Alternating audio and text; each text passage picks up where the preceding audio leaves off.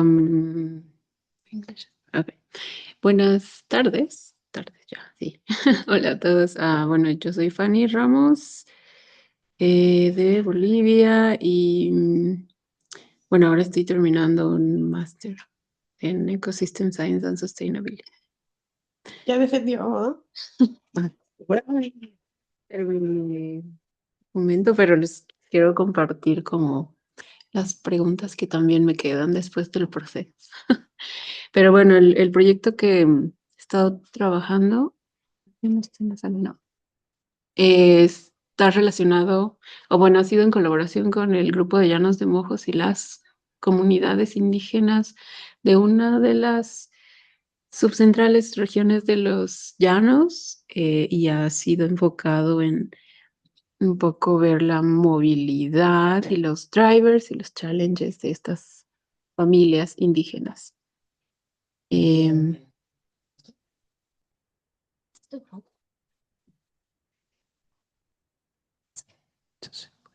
Tiempo.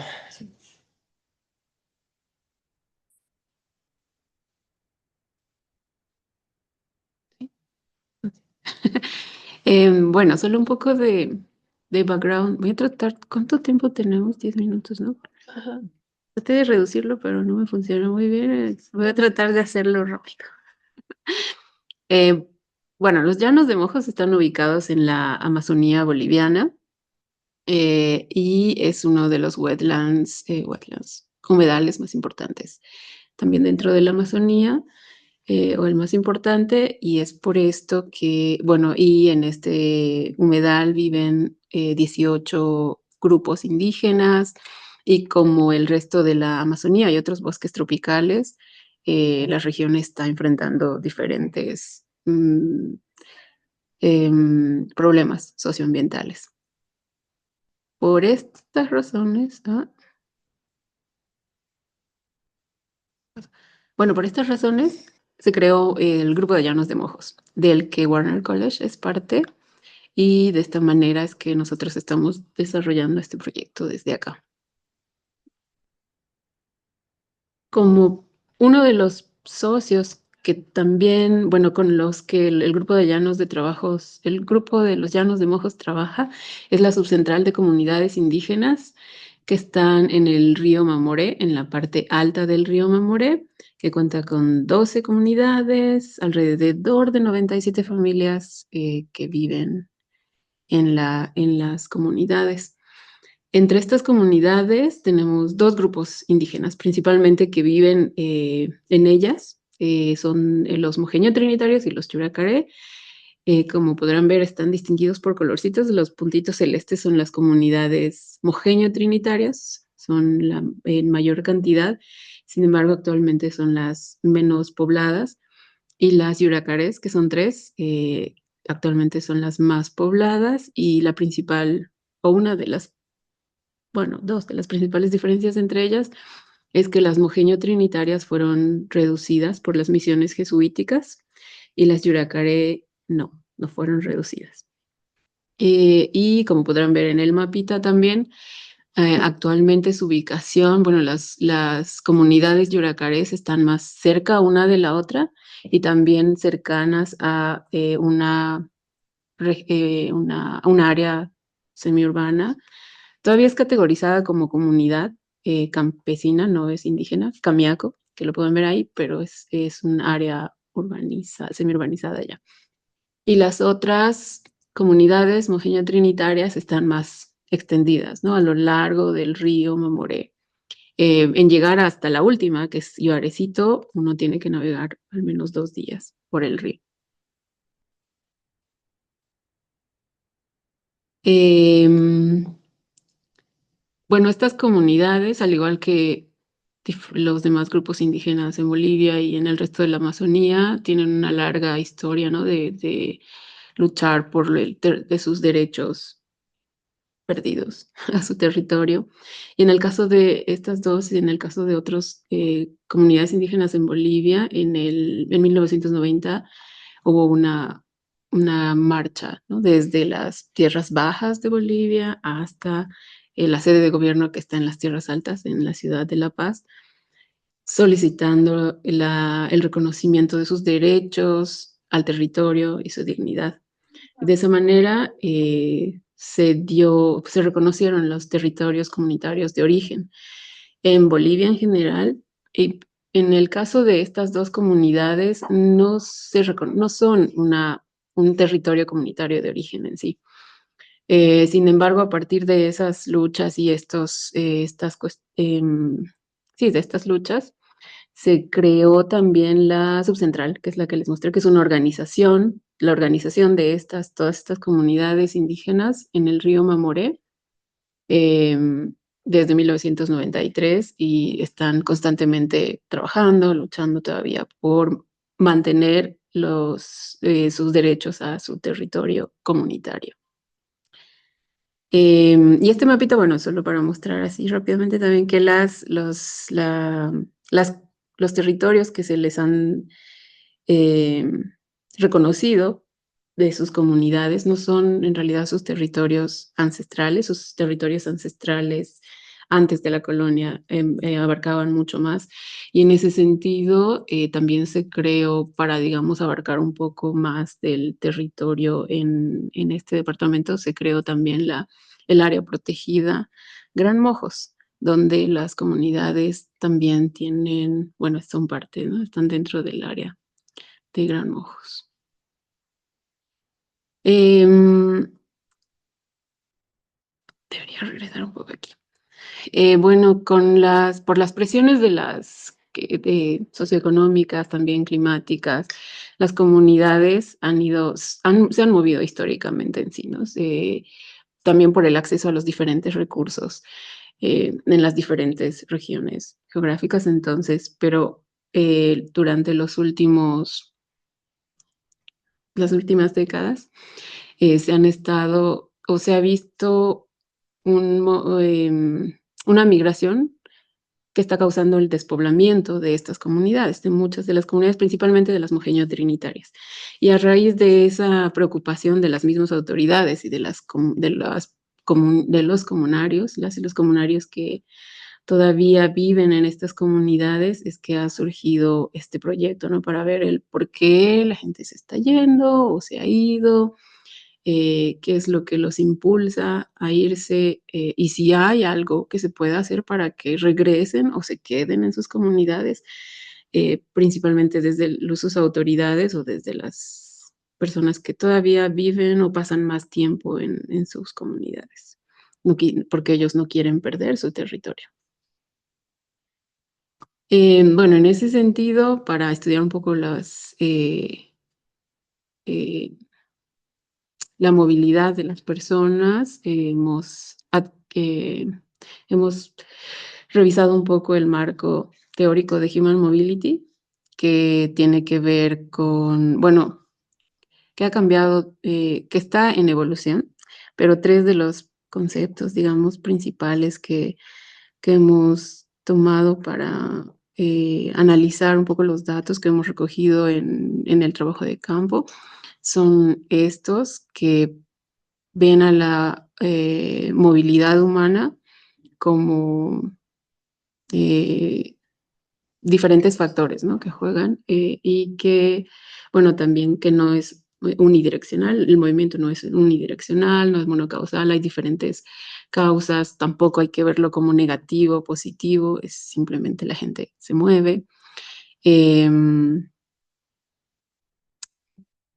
más? Sí, bueno, eso. Bueno, entonces hemos tomado este marco como el principal para analizar los datos Human Mobility. Y en base al problema que les he mencionado, pues hemos tomado estas tres preguntas principales de investigación, por qué o cuáles son los patrones principales en los que los residentes se mueven, si es que hay algunas funciones que le atribuyen a los lugares de los que se mueven y a los que se mueven, y cuáles son los factores que hacen que se muevan y los desafíos que esta movilidad representa para ellos. Durante el trabajo de campo que realicé, bueno, realicé entrevistas en todas las comunidades que he mencionado de la subcentral.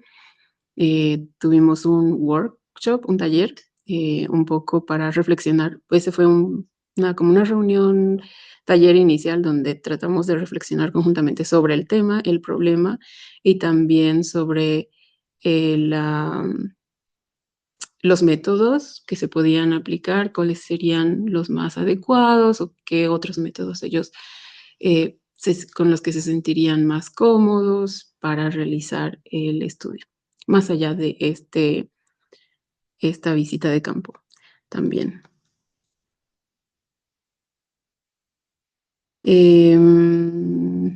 Esto ya bueno, realizamos 2 visitas, una en marzo y durante el verano para aplicar estas entrevistas, también observación y recolectar documentos, en el área sobre las comunidades para analizarlos. Y el análisis fue, un poco mixto para analizar las entrevistas, pero también los datos, al revisar o al colectar los documentos, de las comunidades, nos encontramos con varios datos como cuantitativos, con los que pudimos también construir algunos gráficas que muestran un poco los patrones demográficos de las comunidades. Em, bueno, acá tenemos un poco cómo la población ha incrementado y ha disminuido. eh, El tiempo en el que aquí vemos el incremento de las comunidades ha sido principalmente por la creación de las comunidades. Se han ido creando las comunidades, por lo tanto, la población en general de la subcentral ha incrementado. Pero después, por diferentes motivos que voy a mencionar, la población ha ido disminuyendo, llegando a este año, cuando yo he visitado las comunidades, ha sido muy baja, principalmente en las comunidades mojenio-trinitarias. También hemos recolectado datos para analizar, ver un poco las dinámicas de la población por comunidades, y podemos ver que las comunidades, como que en el tiempo se han mantenido, y los últimos años, a partir del 2014 principalmente, se han reducido más, excepto las yuracarés. Están diferenciadas las yuracarés de las mojenio-trinitarias por el tipo de línea. Las líneas completas son las yuracarés y verán que en esos casos la población ha tendido a incrementar en cierta manera, a diferencia de las comunidades trinitario-homogéneas, mojenio-trinitarias, perdón. Pero ¿a dónde se ha movido la gente? La gente se ha movido principalmente, en el caso de las yuracarés, bueno, a diferentes lugares, como podemos ver, pero en mayor cantidad hacia la región de Cochabamba, que es un departamento al sur de Beni, del departamento donde están estas comunidades, y bueno, en el caso de las mojenio-trinitarias, también se migran a diferentes lugares, pero principalmente podrán ver por las flechitas que migran también hacia Trinidad, que más permanentemente. Y esto tiene mucha relación con sus territorios ancestrales, que están en este mapita de la izquierda. Eso es una aproximación de cuál sería su territorio, digamos, ancestral antes de la colonia. Entonces, las yuracarés abarcan el territorio que está hacia Chimoré, Cochabamba. Entonces mantienen, ¿no? Hay otras familias yuracarés, comunidades yuracarés en Cochabamba, en esa zona. Y los mojeño trinitarios también mantienen hay familias, otras comunidades hacia el norte, hacia Trinidad. Trinidad, Puerto Almacén, vendría a ser parte de su territorio ancestral.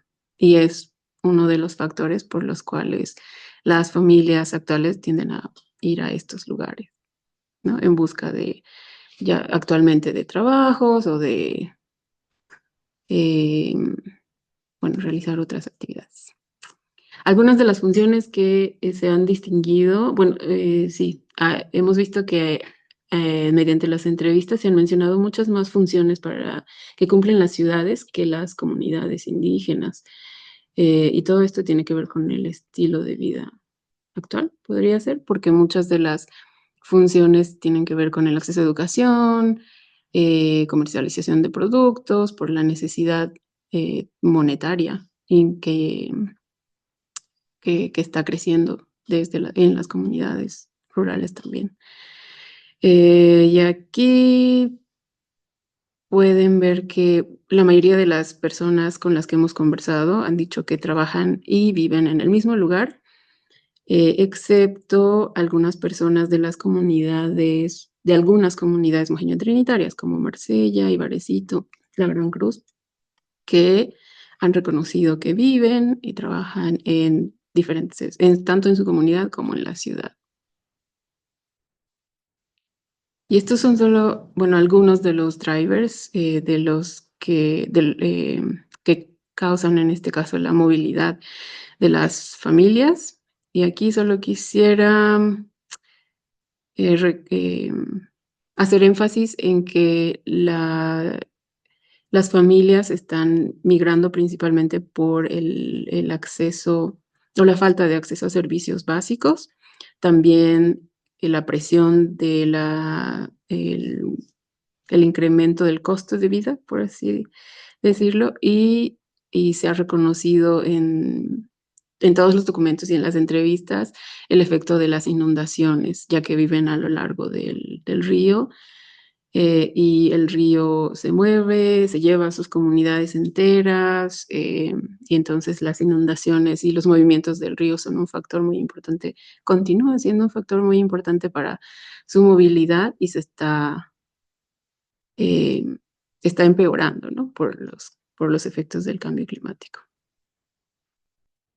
Y ellos han mencionado principalmente una gran inundación del 2014, que es la que básicamente ha vaciado las comunidades y de a poco han ido regresando durante el COVID, principalmente porque en la ciudad durante el COVID era muy difícil mantenerse, entonces regresaron eh, porque podían al menos conseguir comida, pescar, acceder a frutos del bosque. Pero después del COVID nuevamente han tenido que salir de sus comunidades. Em, y entre los principales efectos de la movilidad, pues acá quisiera mencionar solamente que muchas de las comunidades han mencionado que la movilidad les afecta en todos estos aspectos, pero hay muchas personas que también sienten que la gente se vaya no les afecta en nada. De hecho, viven más tranquilas, no hay conflictos, y son las personas que viven en las comunidades. Y bueno, y en el caso de las tres otras Yuracares comunidades que les dije que su población no ha disminuido. Solo para ver cómo están las comunidades más pobladas, que son las de arriba. Tal vez no se nota mucho la diferencia, pero las comunidades de arriba tienen casas de material construidas por el gobierno, varias, y su infraestructura está más o menos mantenida, tienen las escuelas funcionando, y en el caso de las abandonadas, donde vive tal vez una sola familia, incluso hay algunas personas, no les afecta que la gente se haya ido. Ah, esto es, bueno, entre los drivers y los efectos hay relaciones bastante complejas que entre ellas hacen que unas empeoren, como es el caso del acceso a servicios básicos. Solo como ejemplo, en las escuelas, digamos, la gente se ha ido, y antes habían escuelas, pero por alguna inundación u otros factores la gente se ha ido y ahora quisieran volver. Hay un grupo de personas, una familia que quiere poner a sus hijos en la escuela en su comunidad, pero no pueden abrir nuevamente la escuela porque no hay suficientes niños. Entonces tienen que volver a irse a la ciudad si sus niños quieren, si quieren que sus niños sigan estudiando. Em, Tal vez solo recalcar aquí estos, bueno, la importancia tal vez de ver en este caso específico de estudio entre las diferencias, no sé si, sí, bueno, históricas, culturales entre los patrones de movimiento de los mojiño-trinitarios y los yuracares. em, Porque más allá de sus territorios ancestrales y por qué se mueven hacia sus territorios, hacia varias partes de sus territorios ancestrales, pero también más allá, el por qué van y cómo son sus relaciones con estos territorios, creo que es importante ir más en su historia y sus prácticas culturales, lo que no hemos hecho en este estudio. Eh, Al igual que ver un poco, el tema del cambio climático, porque en las entrevistas las inundaciones son percibidas, pero no se habla en sí de cambio climático. Si bien hay estudios y modelos que dicen que en general en la región el cambio climático está afectando, no hay una relación así directa que se pueda explicar sobre con la movilidad. Um,